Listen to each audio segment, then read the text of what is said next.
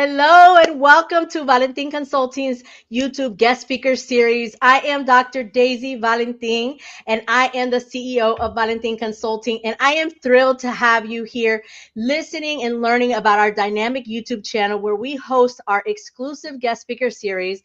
And we are so excited to have wonderful guest speakers from all different areas, lead experts in their industry, giving them a platform to share their knowledge and expertise. And today is no different. We have the most wonderful chef here in Minnesota, and I think globally as well. Amalia, thank you so much for being here. We are so excited to have you. And we just want to know a little bit about you. So tell us who you are, where you come from, and anything that you want to share with us. Well, hello, Dr. Daisy. Welcome to my kitchen. Bienvenidos a todos. Es un placer estar aquí. It's a pleasure to be sharing with you today. I am honored to be invited. I am born and raised in Guatemala City, and I've been in the States for a number of years.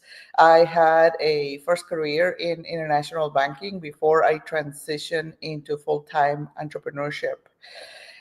I have published two books, Amalia's Guatemalan Kitchen and Amalia's Mesoamerican Table, and I am working on my third book now and getting ready to travel to do some more research so that I can complete this book, hopefully this year, and hopefully I'll publish it next year.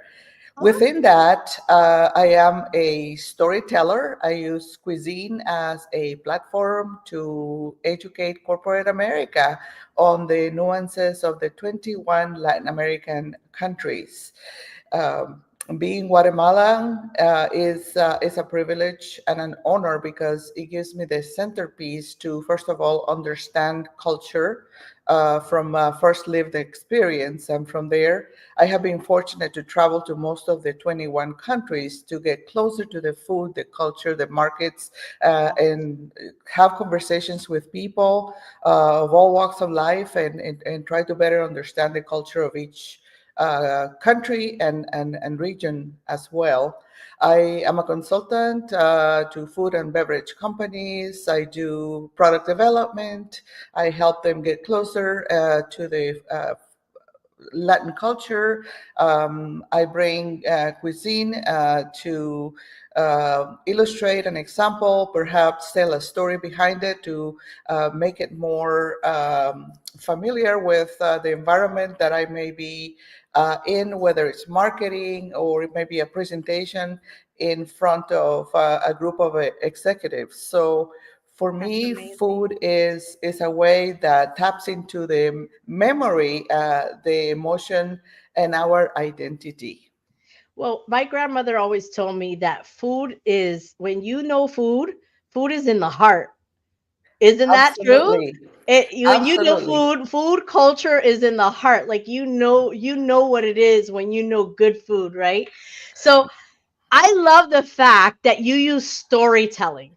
I've never heard about storytelling and you with food. Tell us a little bit more about that. Like, how do you bring that cultural storytelling, and why is it so important in business, and how does it shape those connections? Like, we were just talking about how it's heart, it's really good for your heart. Like, for me, it's my heart. But how does that storytelling, to give us Yes, some tips about that? of course. I'll be happy to. So, cultural storytelling for me brings depth and soul into a business. I am in that environment. I am also in the nonprofit environment where I serve on boards and participate in various community activities. But I know that food can transform an educational experience into a relationship. Food is actually one of the most powerful storytelling tools we have that taps into a variety of experiences that we all have lived through our lives.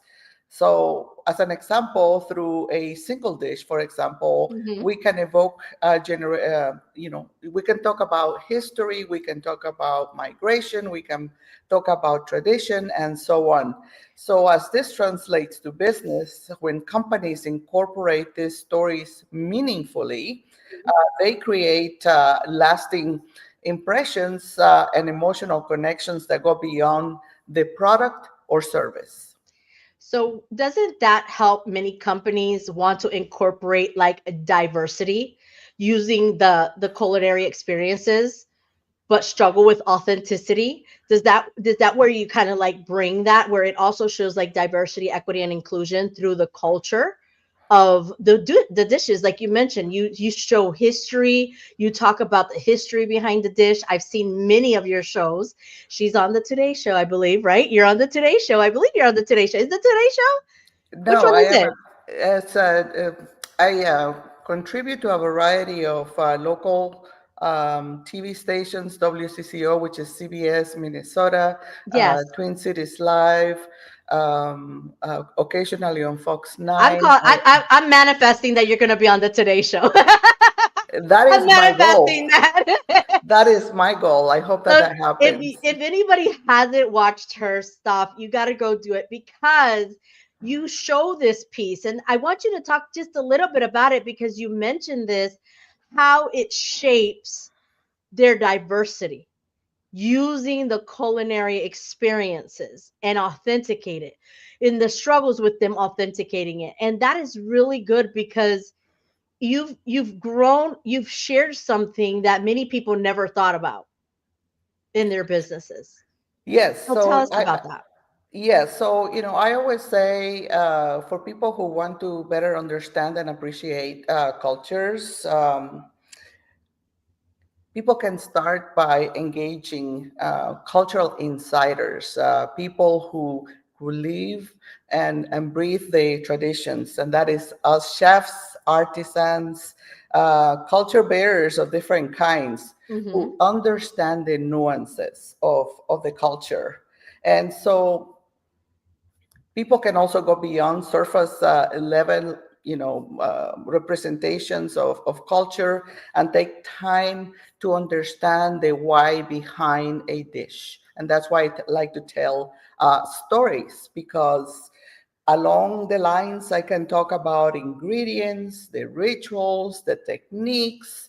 I can talk about wellness. I can go into leadership, strategy, and a lot of different aspects of food and business, because there is business really in every aspect of our life. We Hmm. just don't identify it as such, but there's a lot of business attached to cooking and to the kitchen. So I use the food as a platform to dig into a lot of different um, avenues and different opportunities to talk about, why is mise en place a concept that is so appropriate and so focused on the kitchen. Mise en place is a French term that means kitchen organization, Hmm. but that concept alone can transfer from the kitchen into a business environment. Absolutely. And Absolutely. what Mise en Place teaches us professional chefs is to, first of all, organize the kitchen in such a manner that it makes the cooking process enjoyable and fun. And And smooth. that entails, reading the recipe, understanding the recipe, prepping the ingredients according to the recipe, anticipating the steps of the recipe. So if you have to preheat an oven, you don't wait until you actually need the oven, but you think ahead of time. And Hmm. so doing all this kitchen organization, bringing in the equipment needed, and so gathering everything around the stovetop is really, really important to make a wonderful, experience happen, but at the same time, tell a story behind what you're cooking. Now, you were talking about that French word. Is it similar to misconceptions? Like, what misconceptions do you often encounter about Latin American cuisine and culture in corporate or mainstream settings. So that sounds like it goes hand in hand. Yeah, there are many misconceptions in cooking. Mise en place doesn't really have anything to do with misconceptions. Mise en place is a French term that applies specifically to kitchen organization. Okay. But what companies and what people in general sometimes misunderstand about our culture is that it is a monolith culture, that Hmm. we're all the same, right? I always say tacos and tequila are not the whole story. Exactly. Latin America is made up 21 countries, each with its own depth, in culinary and cultural heritage. Another misconception is that it's all spicy and that it's all street food. And in reality, Latin cuisine can be refined, plant forward. It can be healing and deeply rooted in ancestral practices. So it's time, I think, that we showcase that more often. And I really love that you say you travel the countries to find and research, right? The dishes that you're incorporating when you share them. I think that's really amazing, because we've seen different shows with different people, but do they really do the research, right? Is it just something they're just slapping on the TV? And like you mentioned, everybody thinks everybody's Latin cuisine is the same, and it's not. I get that misconception all the time because I'm Puerto Rican, right? And they'll be like, "Well, you eat spicy food." I'm like, "No, I don't. I use spices in my food, but I don't eat spicy food." But, and some people do, some people don't. But as business leaders, right? What lessons can business leaders learn from the way food connects people across different backgrounds? Because you talked about that, how they need to learn the different, like you said, Latin cuisine is not just like you said street food or spicy food. It can be very elegant, and I've seen the color means a lot in food. It shows your culture, it shows that. So what lessons can business leaders learn from the way they connect food across different backgrounds too? Yes, I want to say that the connection to food begins with listening. Food is a natural entry point. It is also very universal. It's joyful and it's disarming.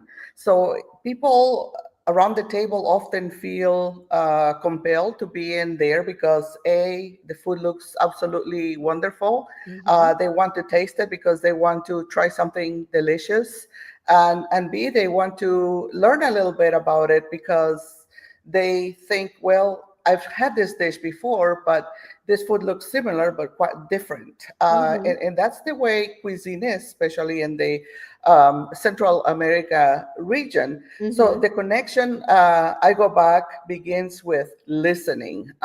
Food teaches us a variety of things, to slow down, to enjoy the food, to share it, to honor each other's roots. So, in a business concept, this translates into building trust, fostering empathy, building stronger relationships, and embracing diversity authentically and intentionally, not just checking a box. Uh, Take understanding a culture as a strength that leads to cultural competency, and use that to learn to lead with curiosity and openness. So when people sit at the table, they can converse about anything under the sun, and that often starts with a meal. Exactly. I think that's so amazing because I've never thought about it like that. When I grew up learning my grandma's cooking, I don't know about you, Amelia, but I grew up cooking in a fogón, which was an outdoor kitchen and with huge pots, which I have one today, you know what I mean? And it Yes. was something that I grew up learning from my grandma, right? cooking outside, and even cooking outside, the food tastes different than cooking inside on a stove. That's different too. Absolutely, and I can relate to that because I learned the ropes of the kitchen with my maternal grandmother, whom I call my North Star. And she did not have any fancy appliances. Hmm. The kitchen that I have here in my home, she would consider that a luxury Hmm. because we used to cook outdoors and on a comal, that Hmm. is a clay griddle heated by leña, which is Uh-huh. wood. And every morning she'll get up early in the morning and start the leña because the stove top and the comal had to be ready when we were going to school. And she would heat up a pot of water so that she could put that into the bañera because we Yeah. didn't even have Hot water back then. hot water, and the water was cold out of the faucet at 6 o'clock in the morning. It wasn't Hmm. freezing cold, but it was But it cold. was still cold for us in those Yes. spaces.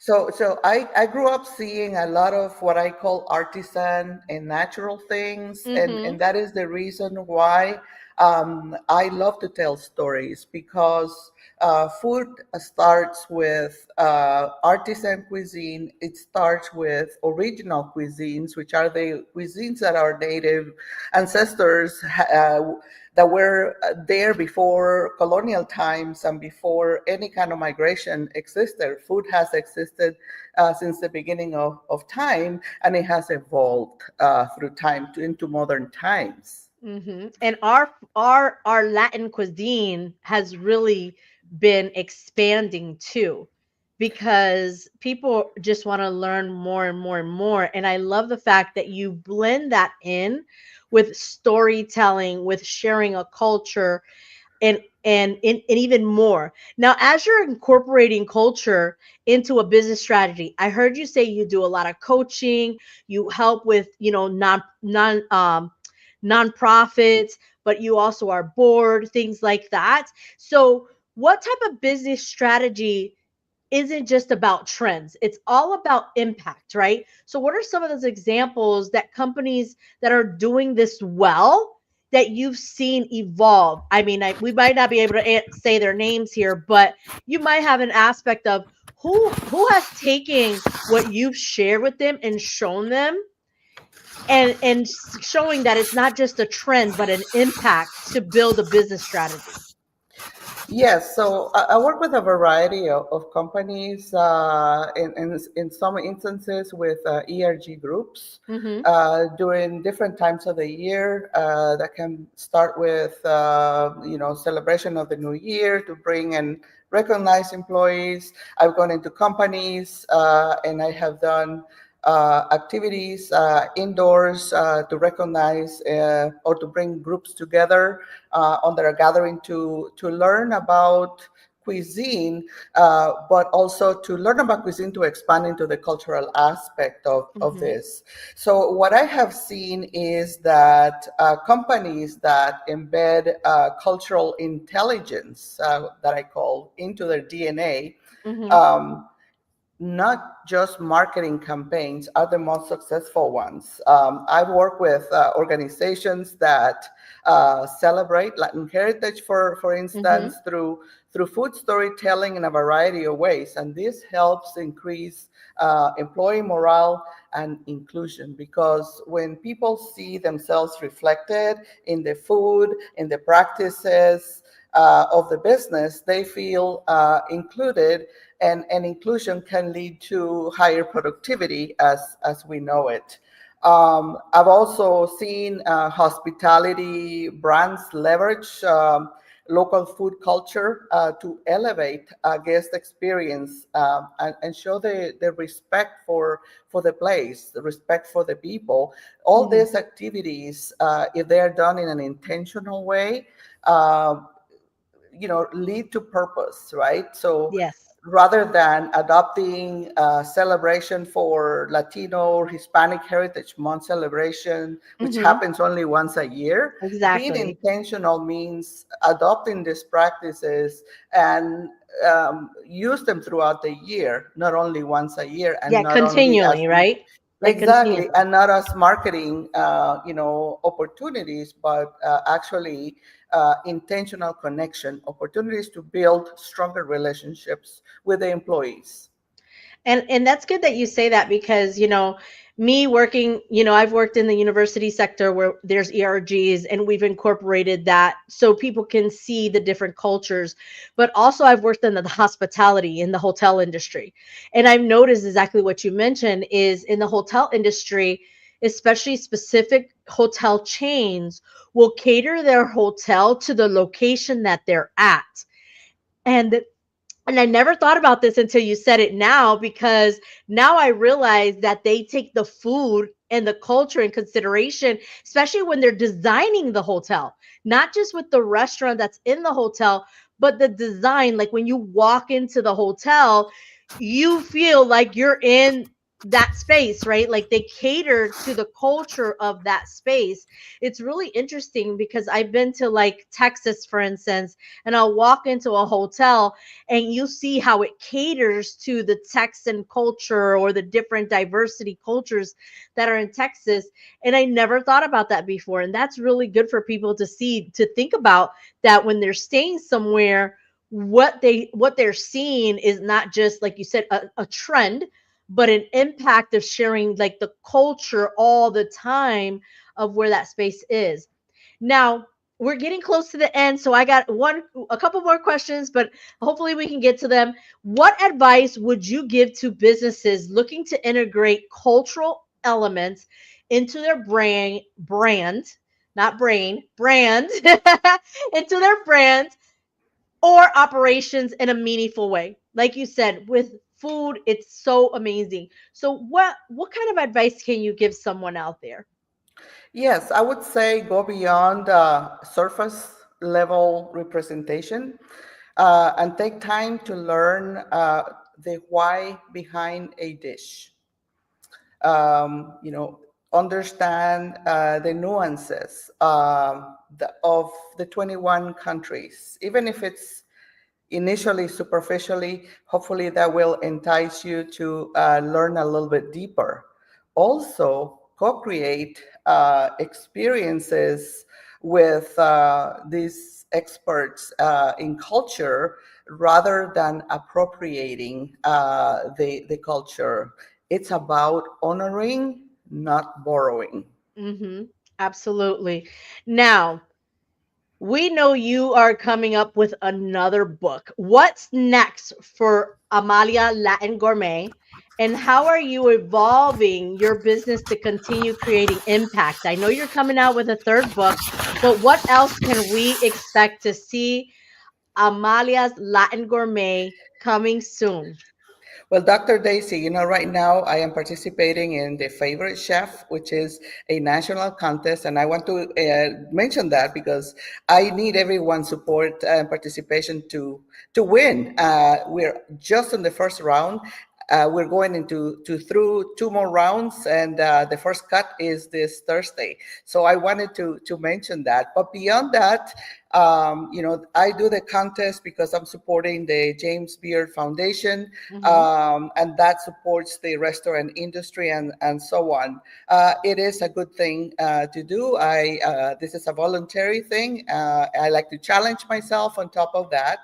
But the book allows me to spread the news, the good news about Latin America in a new light.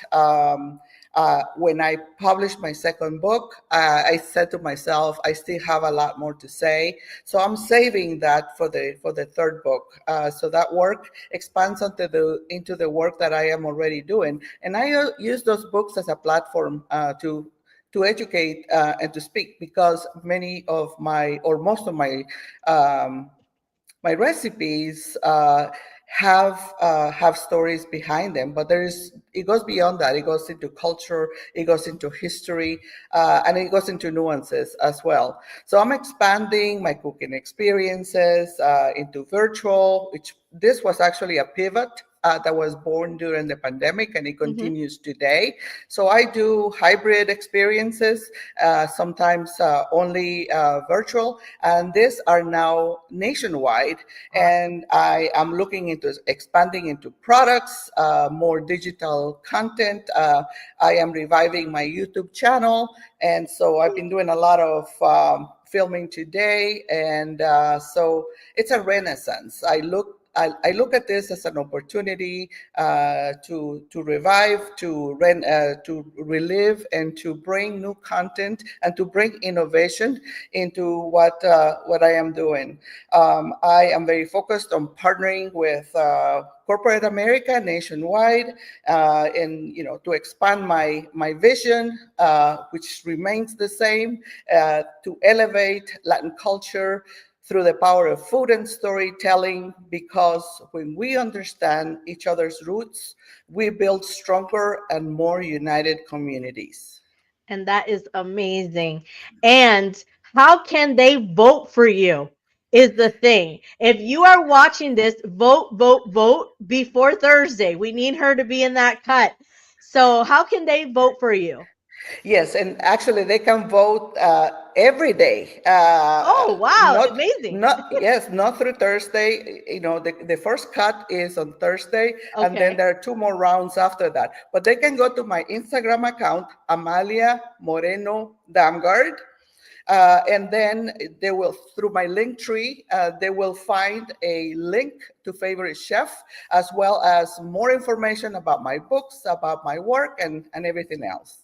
Awesome. Well, we've posted that in our comments. And if you have any questions for Amalia, all you have to do is find her on the Instagram, look for her link, and she will have all her information for her books, for her shows, for her YouTube channel, everything that you want to follow with her. Please make sure that you do so. We are so grateful and blessed and honored that you were here with us today. And we are so thankful. And if you want to continue listening to many, many guest speakers that are coming on, just like Amalia, please like, subscribe so you can get those notifications from our YouTube channel. We are so excited that we are continuing to have leaders that build in community and have engagement in the community, like Amelia, that does storytelling with food. Please stay tuned for our next guest speaker. Thank you for having me, Dr. Daisy. It was a pleasure.